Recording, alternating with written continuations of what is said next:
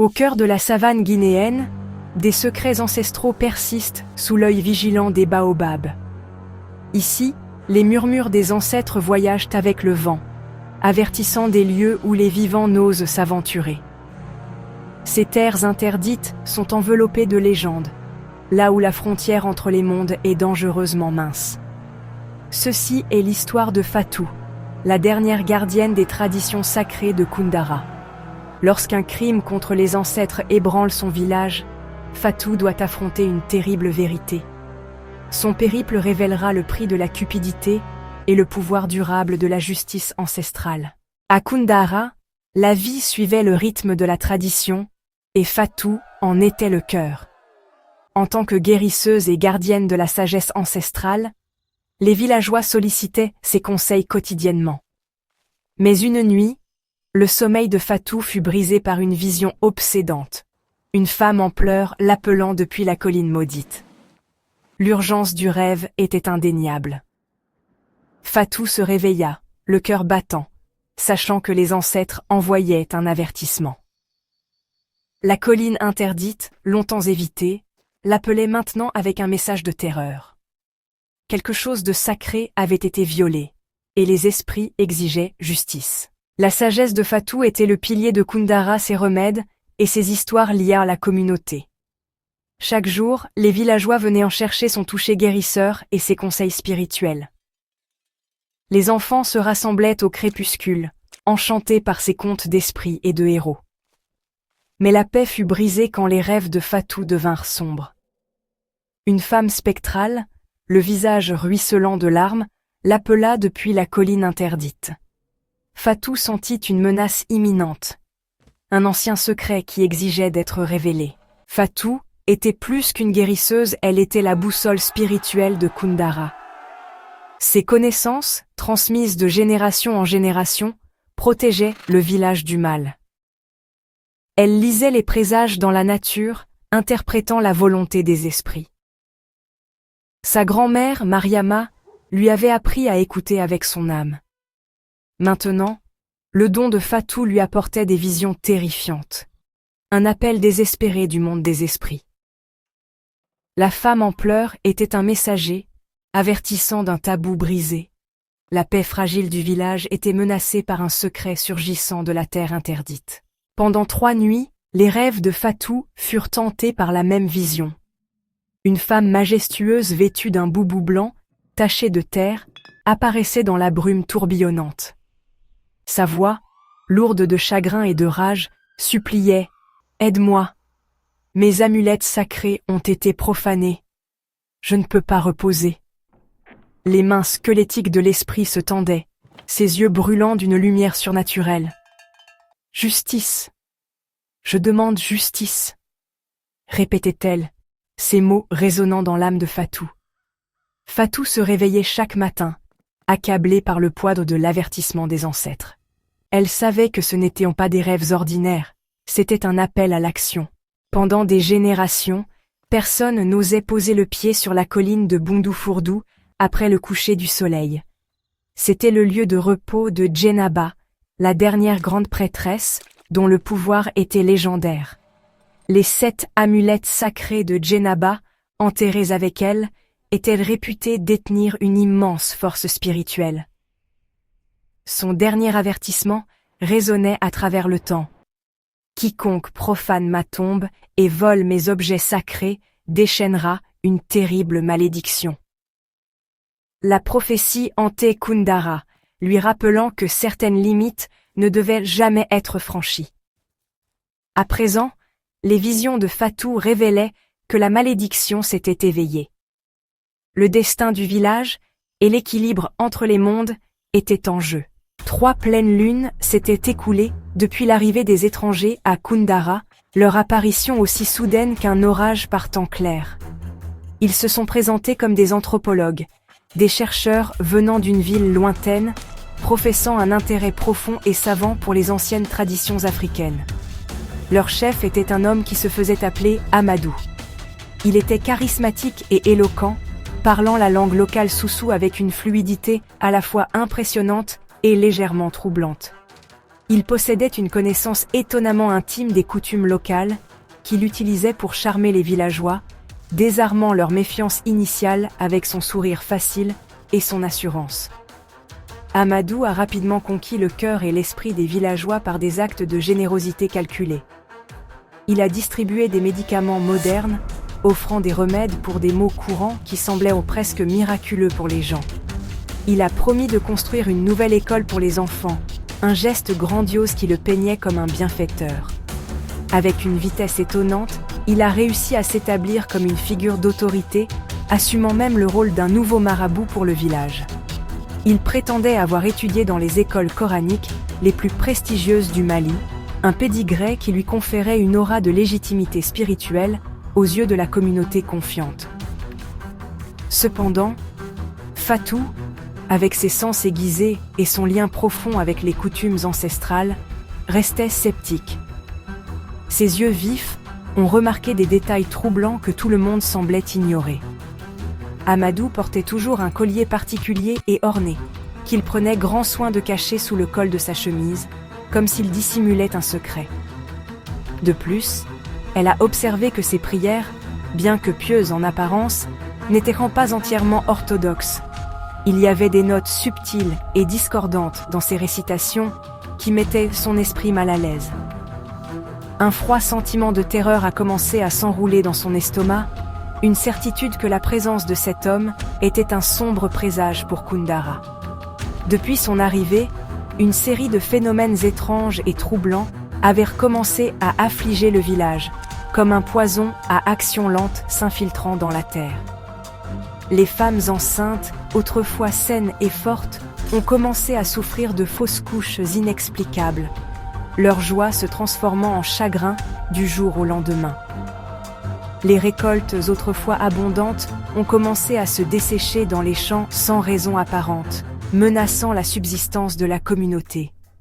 Une fièvre mystérieuse et persistante a balayé les enfants, une maladie si étrange et résistante que même les remèdes les plus puissants de Fatou étaient impuissants contre elle. Pourtant, malgré ces calamités croissantes, personne n'osait remettre en question l'homme qui avait apporté la promesse de la modernité à leur porte. Un matin brumeux, alors que le soleil commençait à dissiper la brume de l'aube, un jeune berger nommé Mamadou fit une découverte qui allait envoyer une onde de choc, de pure horreur, à travers tout le village. En cherchant une chèvre qui s'était égarée de son troupeau, il s'était aventuré, sans y penser, sur les pentes interdites de la colline de Boungdoufourdou. Près du sommet, il tomba sur une scène de profanation impensable. Le tombeau sacré de la grande prêtresse Djennaba avait été violé. La terre autour était fraîchement creusée, les lourdes pierres sacrées qui scellaient la tombe étaient jetées de côté, et l'ancien cercueil en bois avait été brutalement forcé, ses éclats jonchant le sol. La scène elle-même était déjà suffisamment horrible, mais ce qui glaça véritablement le sang dans les veines de Mamadou fut l'état du corps de Djennaba.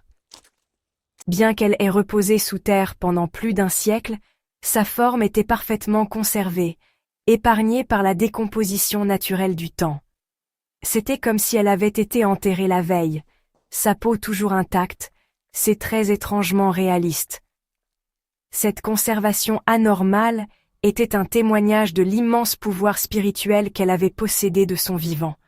Un pouvoir qui semblait maintenant rayonner de ses restes perturbés, avec une énergie glaçante et malveillante. Un cri silencieux d'indignation contre la violation. Ses mains, fines et royales même dans la mort, étaient serrées en poing, comme si elle avait tenté de repousser ses agresseurs d'outre-tombe. Ses yeux, qui auraient dû être clos dans un sommeil éternel, étaient grands ouverts, fixant le ciel d'un regard vide avec une expression de choc et de trahison. Mais le détail le plus accablant, celui qui confirma les peurs les plus profondes des villageois, fut l'absence de ses bijoux mystiques. Ses 7 amulettes sacrées avaient toutes disparu. Seules les faibles et pâles indentations laissées sur sa peau ancienne servèrent de témoignage fantomatique de l'endroit où les puissants artefacts avaient reposé pendant 100 ans. Quand un Mamadou terrifié redescendit la colline en courant et balbutia son horrible récit, une vague de terreur collective submergea le village. Les anciens, leurs visages devenus livides, échangèrent des regards de profonde peur. Ils savaient instantanément ce que cela signifiait. La sombre prophétie de Djennaba, une histoire racontée depuis des générations pour prévenir un tel sacrilège, n'était plus une légende lointaine. Elle se réalisait sous leurs yeux. La malédiction qu'elle avait promise était déjà à l'œuvre, ses tentacules invisibles se resserrant déjà autour de leur communauté, et ils savaient qu'elle ne ferait que s'intensifier jusqu'à ce que les objets sacrés soient rendus à leur juste repos. Les murmures des ancêtres et les pleurs de l'esprit profané dans ses rêves ne laissaient plus le choix à Fatou. Elle ne pouvait plus rester les bras croisés à regarder son village s'effondrer sous le poids d'un mal invisible. Les signes étaient indéniables. La tombe profanée, les maladies étranges, la vitalité volée des villageois, tout cela pointait vers une profonde blessure spirituelle qui s'infectait au cœur de Koundara. En tant que dernière gardienne des traditions ancestrales, le devoir sacré d'agir reposait désormais entièrement sur ses vieilles épaules. Elle était l'héritière des secrets de sa grand-mère Mariama, le dernier bastion contre l'obscurité grandissante. Elle savait cependant que confronter Amadou directement serait une erreur fatale. Il était intelligent, manipulateur, et maintenant, probablement armé du pouvoir de Djennaba. Elle avait besoin de preuves, mais plus que cela, elle avait besoin de l'aide formidable des ancêtres eux-mêmes. Elle passa toute la journée dans une préparation solennelle et méticuleuse pour l'épreuve spirituelle qui l'attendait. Sa petite hutte se remplit de la fumée parfumée et purifiante de la résine de benjoin brûlante, un encens sacré utilisé pour nettoyer un espace des énergies négatives et inviter les esprits bienveillants. D'une voix basse et rythmée, elle récita les anciennes incantations de protection, des mots puissants transmis par sa lignée, chaque syllabe étant un bouclier contre la malveillance. Elle récupéra soigneusement ses propres amulettes ancestrales, des objets de pouvoir qu'elle avait hérités, et les enroula solidement autour de ses poignets. C'était son lien avec sa propre lignée spirituelle, une source de force et de guidance dont elle aurait désespérément besoin lors de la confrontation à venir. Tandis qu'elle travaillait, elle priait, ces mots étant un plaidoyer sincère au monde invisible. « Esprit de mes grands-mères, gardienne de ma lignée », murmura-t-elle, les yeux fermés dans une profonde concentration. « Guidez mes pas sur ce chemin périlleux. Donnez-moi la force d'affronter les forces du mal qui ont pris racine dans notre foyer.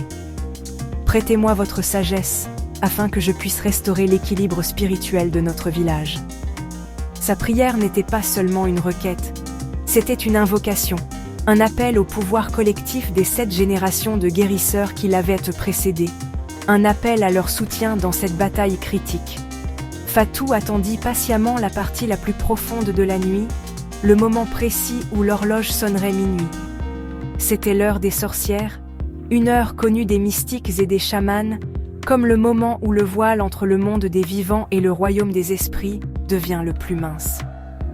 C'était l'heure où la communication était la plus possible, où les morts pouvaient se manifester et parler aux vivants. Puis, armée de rien d'autre que sa foi inébranlable et le pouvoir protecteur de ses amulettes ancestrales, elle sortit de sa hutte. Prenant une profonde inspiration de l'air frais de la nuit, elle commença son ascension solitaire et déterminée de la colline interdite de Boundoufourdou. Alors que Fatou atteignait le sommet de la colline, l'air autour de la tombe profanée de Djennaba devint soudainement et anormalement glacial. La chaleur familière de la nuit guinéenne fut remplacée par un froid mordant qui lui pénétrait jusqu'aux os. Un épais brouillard lourd commença à s'élever de la terre humide, tourbillonnant autour de ses chevilles, puis de sa taille, se déplaçant avec une étrange intention, comme s'il était vivant. Un à un, les sons familiers de la nuit de la savane, le chant des grillons, l'appel lointain d'un oiseau de nuit, s'estompèrent dans un silence profond et troublant. Un silence de mort, lourd et absolu, descendit sur la colline maudite, amplifiant les battements frénétiques du cœur de Fatou. Puis, au sein de la brume spectrale et tourbillonnante, une silhouette commença lentement à prendre forme. Djennaba, la grande prêtresse, apparut enfin devant elle. Mais ce n'était pas la figure noble et sereine des légendes. C'était un être tordu par un siècle de colère et de frustration tourmentée. Une éternité passée à être piégée entre les mondes avait transformé son esprit en quelque chose de terrifiant. Son visage, autrefois magnifique, était maintenant déformé en un masque de pure rage. Ses yeux, n'étant plus humains, brûlaient d'une terrifiante lumière de sang cramoisi, et ses longs cheveux flottaient de manière impossible dans l'air immobile, animés par une force surnaturelle et invisible. Ses mains squelettiques, minces et acérées comme des serres, pointèrent un doigt accusateur vers sa propre tombe violée. Quand elle parla, sa voix n'était pas un murmure, mais un grognement profond et résonnant qui semblait monter des profondeurs de la terre. Un son de pierre ancienne grinçant contre la pierre. « Fatou, enfin, quelqu'un entend mes cris ?» se lamenta l'esprit, le son vibrant à travers le sol et jusqu'aux pieds de Fatou. « Ils les ont pris, ils ont volé mes amulettes, mes précieuses amulettes qui liaient mon âme au monde ancestral. Sans elles, je suis une prisonnière, piégée entre les terres des vivants et des morts, condamnée à errer dans ce limbo pour toute l'éternité. » La pure agonie dans la voix de l'esprit fit descendre un frisson de peur empathique le long de la colonne vertébrale de Fatou. Mais la révélation de l'esprit était loin d'être terminée. Les yeux rouges et brûlants de Djennaba se fixèrent sur ceux de Fatou, et elle révéla une vérité qui allait changer à jamais le cours des événements. Les voleurs, ils ne sont pas allés loin, ma sœur. La voix de Djennaba, rauque, dégoulinant de rage venimeuse. Ils se cachent à la vue de tous, dans ton propre village, juste sous ton nez. L'un d'eux, le chef, porte mon pouvoir sacré autour de son cou même maintenant. Et il ose se faire appeler un homme saint. Le sang de Fatou se glaça. Elle sut immédiatement de qui l'esprit parlait. Amadou. Ce n'était pas seulement un charlatan, c'était un monstre. Après sa terrifiante rencontre sur la colline, j'ai vu la prophétie de Djennaba se dérouler avec une vitesse effrayante. La rage de l'esprit n'était plus une menace lointaine, c'était une peste palpable qui s'abattait sur Koundara. La malédiction s'intensifiait chaque jour, ses tentacules atteignant tous les recoins du village, l'étouffant. Les malheurs initiaux semblèrent maintenant de doux avertissements comparés à la souffrance qui a suivi. La fièvre mystérieuse qui avait affligé les enfants est devenue plus virulente, leur volant leur rire et les laissant faibles et léthargiques. Le bétail, autrefois source de fierté et de subsistance, a commencé à périr dans leurs enclos d'une maladie invisible, leur corps retrouvé raide et froid au lever du soleil. L'air lui-même semblait lourd de désespoir et de détresse. La terre elle-même semblait mourir. Le vert éclatant des champs a viré à un jaune-brun maladif, les récoltes se flétrissant sur leurs tiges malgré les efforts désespérés des villageois. Les feuilles des grands baobabs, qui avaient résisté des siècles, ont commencé à s'enrouler et à tomber, laissant leurs branches anciennes, nues et squelettiques contre le ciel. Même la rivière, la sève de Koundara, semblait se retirer, ses eaux devenant peu profondes et troubles. C'était comme Djennaba l'avait prévenu. Un fléau était en train de consumer notre monde, une conséquence directe du sacrilège commis contre elle. L'équilibre spirituel avait été brisé, et les conséquences étaient maintenant une réalité dévastatrice et inéluctable pour chaque homme, femme et enfant. Au milieu de ce chaos croissant, j'ai commencé ma périlleuse enquête. Je me déplaçais avec la discrétion silencieuse d'un chasseur, tous mes sens en alerte. Je savais que je marchais sur le fil du rasoir. Si Amadou soupçonnait qu'il était observé, ma vie serait perdue. Je l'observais depuis l'ombre, notant ses allées et venues, mémorisant ses routines et écoutant chaque bribe de conversation que je pouvais surprendre. Mes soupçons se sont transformés en une froide certitude en l'observant. Il se déplaçait avec un air de fausse piété pendant la journée, mais la nuit, une énergie différente, plus sinistre, s'accrochait à lui. Une obscurité presque visible pour mes yeux entraînés. Ma surveillance discrète a rapidement abouti à une découverte cruciale. J'ai remarqué qu'Amadou s'aventurait secrètement tard dans la nuit, bien après que le reste du village soit endormi. Il prenait toujours le même chemin, celui qui menait à une cabane délabrée, abandonnée depuis longtemps, à la périphérie du village, dissimulée par des buissons envahis et oubliés par le temps. Il y allait toujours seul, et il ne portait jamais de lampe, se déplaçant dans l'obscurité avec une confiance surnaturelle. J'ai également confirmé un détail glaçant. Le collier orné qu'il portait n'était pas toujours le même. Chaque jour, un morceau différent du trésor volé de Djennaba ornait son cou, un signe clair qu'il utilisait activement les amulettes sacrées, une par une. La partie la plus dérangeante de l'observation de Fatou était, honnêtement, l'effet profond qu'Amadou avait sur les gens qui l'aidaient. Elle observait les villageois, désespérés d'obtenir une guérison ou une bénédiction, entrer dans sa hutte plein d'espoir. Mais quand ils en sortaient, ils semblaient étrangement altérés. Leurs yeux étaient ternes, leurs épaules affaissées, et leurs esprits semblaient diminuer, comme si une partie vitale d'eux avait été aspirée. Une horrible réalisation frappa Fatou. Amadou ne les guérissait pas. Il était un parasite spirituel, utilisant sa fausse sainteté comme couverture pour se nourrir de la force vitale de son peuple, drainant leur énergie spirituelle pour alimenter ses propres sombres ambitions. Il vampirisait littéralement l'âme de Kundara. Par une nuit sans lune, le cœur battant d'un mélange de terreur et de détermination, Fatou décida qu'elle devait voir ce qui se trouvait à l'intérieur de la hutte abandonnée. Elle suivit Amadou à une distance sûre, ses pieds nus ne faisant aucun bruit sur le sentier poussiéreux. Après qu'il se fut glissé à l'intérieur de la structure en ruine, elle s'approcha furtivement, ses sens frémissant d'une terreur surnaturelle.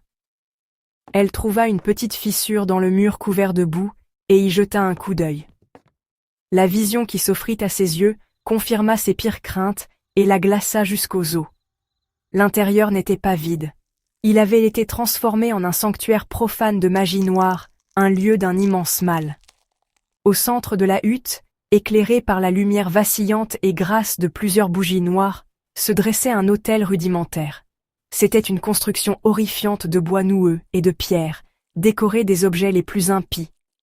Il y avait des crânes d'animaux, d'étranges sigils peints avec ce qui ressemblait à du sang, et des paquets d'herbes et de plumes malodorantes attachés ensemble, en de malveillants gris-gris. Et là, étalés sur l'autel comme une collection de trophées, se trouvaient les autres amulettes volées de Djennaba. Les bracelets de sagesse, l'anneau de clairvoyance et les anneaux de pouvoir brillaient tous d'une lumière maladive et corrompue, leur énergie sacrée tordue pour servir un sombre dessein. Fatou observa en silence et avec horreur Amadou commencer son rituel. Il psalmodiait dans une langue gutturale et inconnue, sa voix un bourdonnement grave qui faisait vibrer l'air même.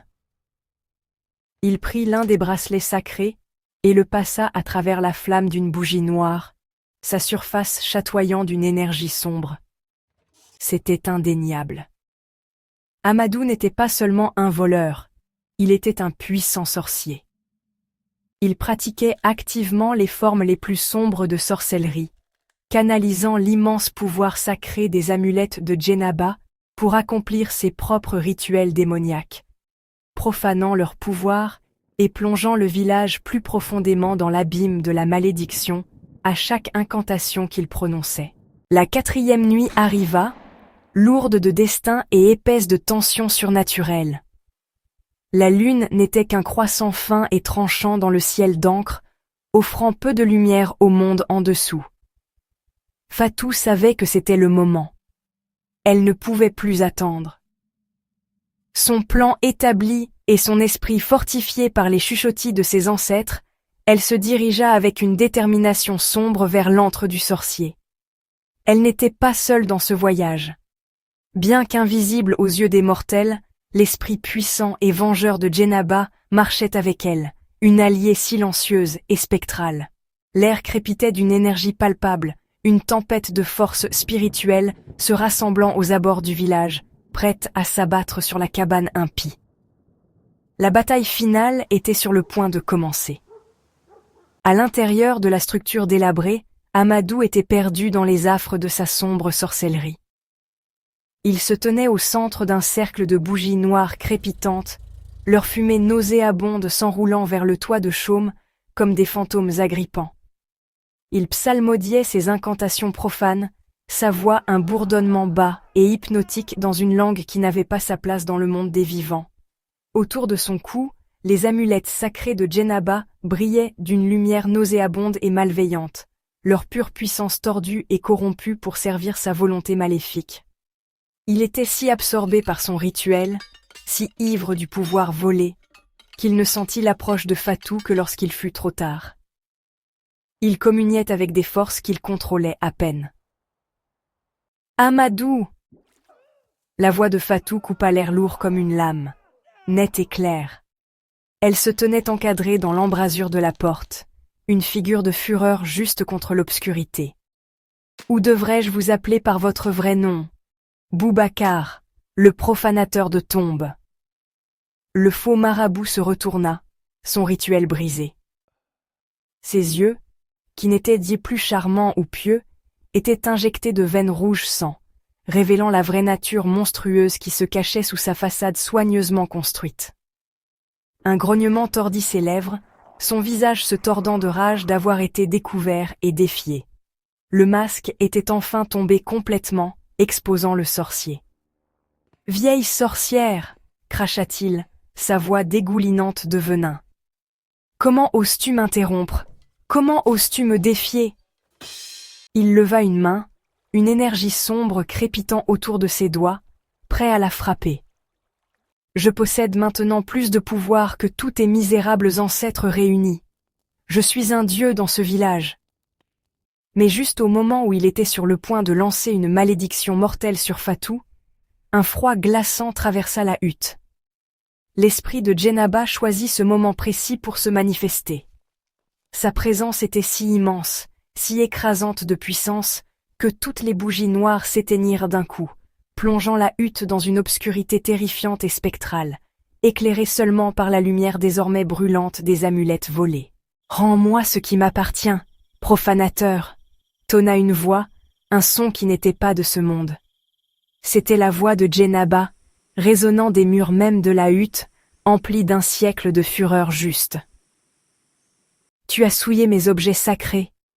Tu as tordu mon pouvoir pour tes propres fins maléfiques. Tu as jeté une malédiction sur un village innocent. » La prêtresse spectrale, maintenant entièrement matérialisée derrière Amadou, était une vision terrifiante de rétribution divine. Les amulettes autour du cou du sorcier commencèrent à luire d'une lumière intense, incandescente, brûlant sa chair comme si c'étaient des morceaux de métal sortis d'une forge. Le pouvoir qu'il avait volé s'était retourné contre lui. Amadou hurla, un son aigu d'agonie et de terreur. Il griffa son cou, essayant d'arracher les amulettes brûlantes, mais elles semblaient fusionner à sa peau, une chaîne incassable de sa propre fabrication. Les objets sacrés, désormais sous le commandement de leur véritable propriétaire, rendaient leur propre terrible justice, punissant celui qui avait osé en abuser. Alors que le sorcier se tordait de tourments, sa connexion aux forces obscures qu'il avait invoquées fut rompue.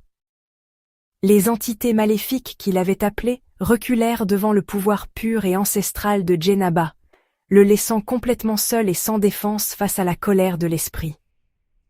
Saisissant le moment critique, Fatou agit rapidement. Elle plongea la main dans la bourse à sa taille et jeta la poudre sacrée qu'elle avait préparée, la dispersant en un large cercle à l'intérieur de la hutte. Tandis que la poussière retombait, elle forma une barrière de protection chatoyante, sa magie végétale neutralisant le mal résiduel et scellant l'espace. Les énergies sombres qu'Amadou avait libérées étaient maintenant piégées et rendues impuissantes.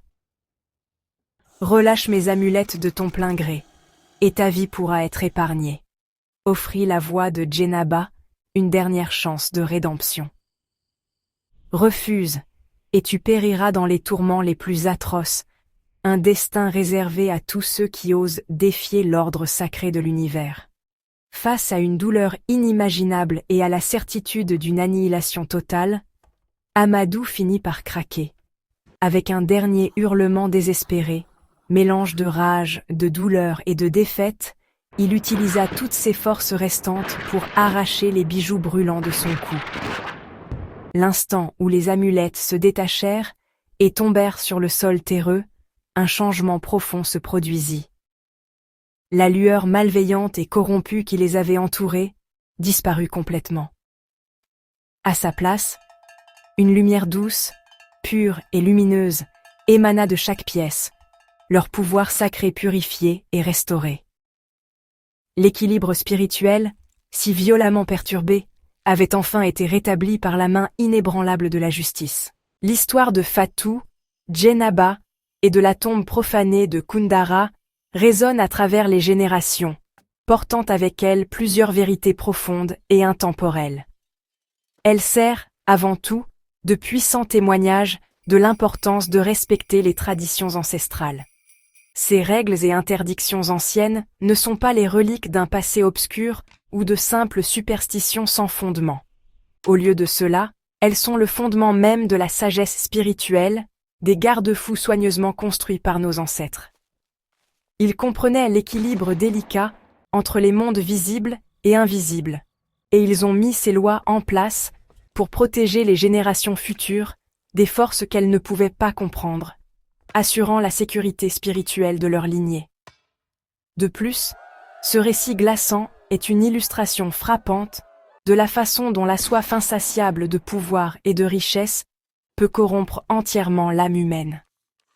Amadou, le faux marabout, n'était probablement pas né monstre, mais son voyage dans l'obscurité a commencé par un seul pas motivé par l'avidité. Son désir d'influence et de richesse l'a mené sur un chemin perfide, de la tromperie à la profanation, et finalement à la pratique de la magie noire. Son histoire est un avertissement universel. Lorsque nous permettons à l'avarice de consumer nos cœurs, nous nous ouvrons aux influences les plus sombres, risquant non seulement notre propre humanité, mais aussi le bien-être de tous ceux qui nous entourent, devenant des instruments de chaos et de souffrance. Enfin, et c'est peut-être le plus important, le récit réaffirme le principe inébranlable selon lequel la justice spirituelle, en fin de compte, prévaudra toujours. Bien que son arrivée puisse être lente, et le chemin y menant semé d'embûches et de désespoir, l'équilibre fondamental de l'univers se réaffirme inévitablement. Les forces du bien, incarnées par le courage et la foi de Fatou, se sont avérées infiniment plus puissantes et durables que le pouvoir éphémère et volé du mal. Cela nous enseigne que la foi, le courage et une connexion profonde à la droiture sont les véritables armes contre les ténèbres, capables d'invoquer une justice absolue, réparatrice et finalement triomphante sur toute obscurité. À ce jour, les habitants de Koundara se rassemblent autour de leur feu pour raconter l'histoire de la brave guérisseuse et de la prêtresse vengeresse. Le conte est devenu une partie sacrée de leur histoire orale, une leçon vivante transmise de parents à enfants. Ils la racontent non pas pour inspirer la peur, mais pour transmettre la sagesse. Ils savent maintenant, avec une certitude forgée dans la terreur et renouvelée par la foi, que certains secrets sont beaucoup trop dangereux pour être dérangés. Ils comprennent que certaines limites ne doivent jamais être franchies, et que certaines tombes doivent rester scellées et inviolables pour toute l'éternité, préservant la paix sacrée entre les mondes.